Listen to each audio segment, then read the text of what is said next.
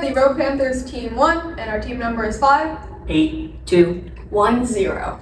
And today we will be talking to you about our problem, killer algae. Killer algae, or Caliprotoxifolia, is an invasive species that lives underwater in oceans, and it blocks views of the ocean floor, and it may affect soil samples. It makes it really hard to run ROVs on the seafloor, and they create these monocultures, or very dense mats, that cover up giant areas of the seafloor, and all gets tangled up into each other, and it's just super hard to get rid of.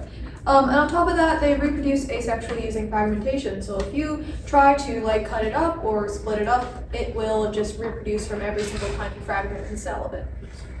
To research this, we used many different documentaries and many different official websites to make sure all of our information was correct, and we even talked to an actual marine biologist to see if our project would even work. The solution, we had plenty of different ideas, and we voted until we came up with the best idea. Enter the solution.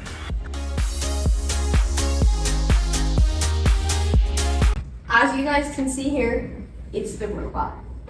So, on this robot, we put a claw. This claw would dig into the killer algae with those spikes getting into the roots, so it wouldn't be able to reproduce when we dug it out.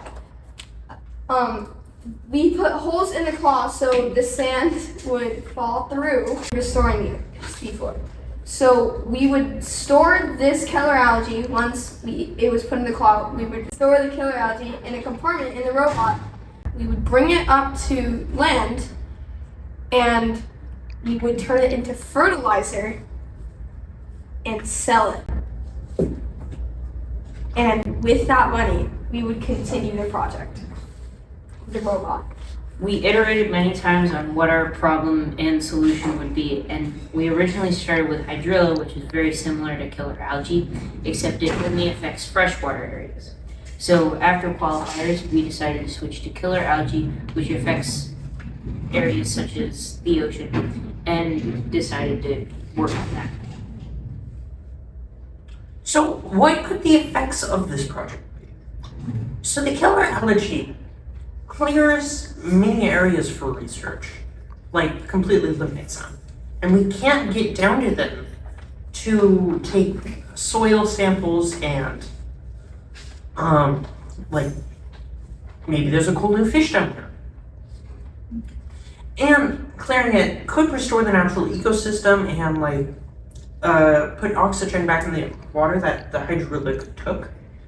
And it also could help water clarity.